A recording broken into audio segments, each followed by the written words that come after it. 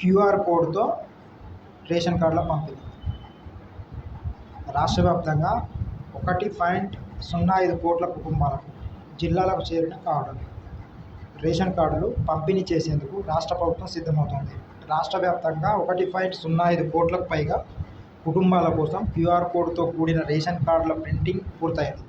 ఈ కొత్త కార్డులను ఆయా జిల్లాలకు సైతం పంపిణీ చేశారు. కార్డుల పంపిణీ తేదీని సీఎం రేవంత్ రెడ్డి ఖరారు చేయాల్సి ఉంది.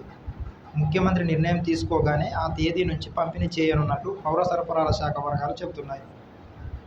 క్రెడిట్, డెబిట్ కార్డు సైజులో రేషన్ కార్డుల్ని క్రెడిట్, డెబిట్ కార్డు సైజులో తయారు చేశారు. ఫోటోపై కార్డు యజమాని పేరు, చిరునామా ఉంటాయి. ముఖ్యమంత్రి రేవంత్ రెడ్డి, పౌర సరఫరాల శాఖ మంత్రి ఉత్తమ్ కుమార్ రెడ్డి ఫోటోలను కార్డుపై ముద్రించినట్లు తెలిసింది.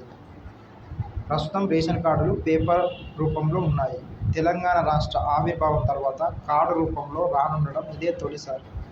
కార్డుపై క్యూఆర్ కోడ్ ఉంటుంది. ఆ కోడ్ను స్కాన్ చేస్తే రేషన్ లబ్ధిదారులైన ఆ కుటుంబ సభ్యుల వివరాలతో పాటు ఇప్పటి వరకు బియ్యం, గోధుమలు, చక్కెర వంటి రేషన్ వస్తువులను తీసుకున్న వివరాలు కనిపిస్తాయి.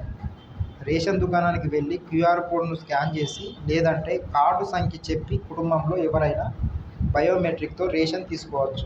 టీ రేషన్ యాప్ను ఫోన్లో డౌన్లోడ్ చేసుకొని ఓటీపీ ద్వారా రేషన్ కార్డును లింకు చేసుకోవాలి. ఎంపిన్ క్రియేట్ చేసుకోవాల్సి ఉంటుంది. కొత్త రేషన్ కార్డుల తయారీ ఖర్చును పౌర సరఫరాల శాఖనే భరిస్తుందని, కార్డుదారులపై ఎలాంటి ఆర్థిక భారం ఉండదని ఆ శాఖ ఉన్నతాధికారి ఒకరు తెలిపారు. రాష్ట్ర వ్యాప్తంగా 1,05,42,188కి పైగా రేషన్ కార్డులు ఉన్నాయి.